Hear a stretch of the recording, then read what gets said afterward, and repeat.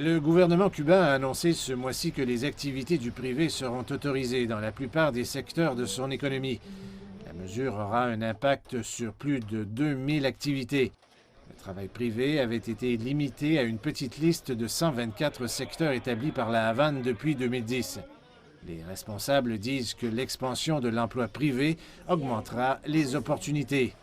Nuris Higueras est restauratrice indépendante. Elle possède un restaurant au centre-ville de la Havane qui attire une large clientèle, y compris des visiteurs des États-Unis. Son restaurant est actuellement fermé en raison de la pandémie de COVID-19. Je suis propriétaire de ce restaurant depuis 10 ans, qui fait partie d'une entreprise familiale que nous avons créée en 1998. En 2010, une plus grande ouverture envers le travail indépendant m'a permis d'avoir mon propre restaurant.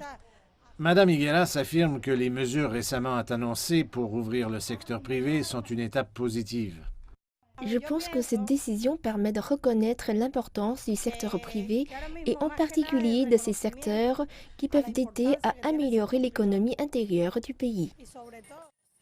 Plus de 600 000 Cubains travaillent dans le secteur privé, 13% de la main-d'œuvre du pays, principalement dans les domaines du tourisme, des transports et d'autres services. L'expansion du secteur privé intervient au milieu des tensions économiques causées par la propagation de la COVID-19 et des sanctions américaines sévères imposées au cours des dernières années. Certains économistes disent que l'ouverture profitera au pays. Cela révèle le fait que le secteur économique privé ou non étatique a un énorme potentiel pour aider à sortir le pays de sa crise actuelle. À cet égard, c'est positif. Cela permettra à tous les secteurs économiques de profiter des mêmes opportunités.